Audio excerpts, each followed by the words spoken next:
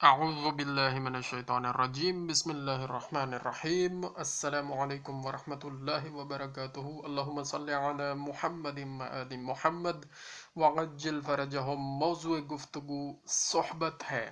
آج لفظ صحبت پر تھوڑی سی گفتگو کرتے ہیں۔ مشکات شریف کی حدیث مبارکہ کا ترجمہ: تنہائی برے ہم نشین سے بہتر ہے اور اچھا ہم نشین بہتر ہے تنہائی سے۔ تنہائی برے ہم نشین سے بہتر ہے اور اچھا ہم نشین بہتر ہے تنہائی سے۔ دوسرا فرمان امام علی علیہ السلام کا پڑھنے کی سعادت حاصل کرتے ہیں: بدکاروں کی صحبت سے بچا رہے کہ برائی سے جلد مل جاتی ہے۔ بدکاروں کی صحبت سے بچا رہے کہ برائی سے جلد مل جاتی ہے۔ مولا امام جعفر صادق علیہ السلام کا فرمان پڑھتے ہیں: جو شخص ہر آدمی کے ساتھ صحبت رکھتا ہے وہ سلامت نہیں رہتا۔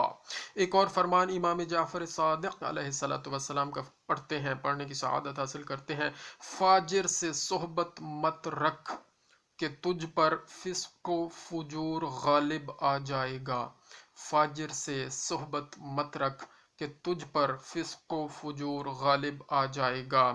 اور اسی طرح جناب ہمارے سامنے ایک فرمان حضرت حکیم لقمان کا بھی موجود ہے: صحبت علماء کو غنیمت شمار کر، کیونکہ علم دل کو اسی طرح زندہ کرتا ہے جیسے کہ بارش خشک زمین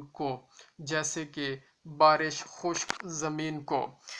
اس کے علاوہ ایک اور فرمان ہمارے سامنے حضرت حکیم لقمان کا ہی ہے: جہاں تک ممکن ہو سکے لوگوں کی صحبت سے دور رہ تاکہ تیرا دل سلامت اور نفس پاکیزہ رہے۔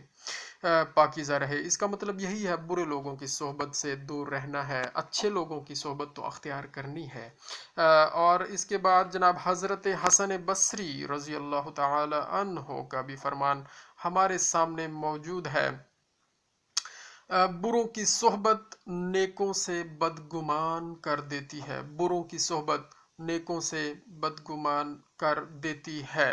ایک اور فرمان انہی کا ہمارے سامنے ہے: یاد رکھو جو شریر لوگوں سے صحبت رکھے گا وہ اپنی شرارت نفس کے ماتحت ہوگا، اور اگر اس میں بھلائی اور نیکی ہوگی تو وہ اخیار کے ساتھ ہی صحبت پسند کرے گا۔